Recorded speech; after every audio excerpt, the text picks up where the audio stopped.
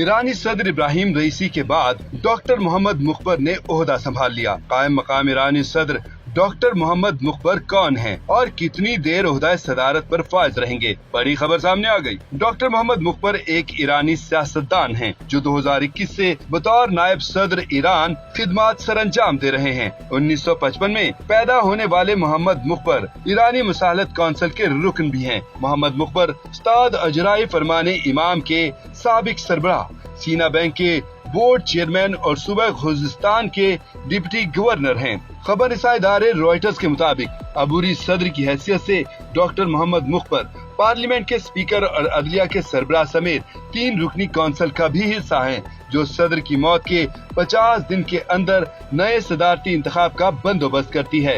रईसी की तरह इन्हें भी सुप्रीम लीडर अली खामनाई का करीबी साथी समझा जाता है। इससे कबल वो सुप्रीम लीडर से वाबस्ता सरमायाकारी फंड सिताद के सरबराह रह चुके हैं।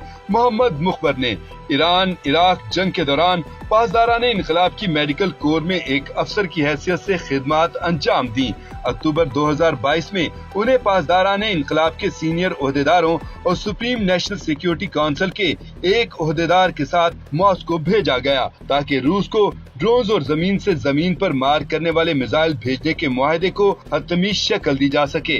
जुलाई 2010 में यूरोपीय यूनियन ने उन्हें उन अफराद और इदारों की फहरिस्त में शामिल किया जिन पर वो जौहरी या बैलिस्टिक मिसाइल सरगर्मियों के मामले में मुबैना तौर पर मुलविस होने के इल्जाम में पाबंदियां आयद कर रहे थे।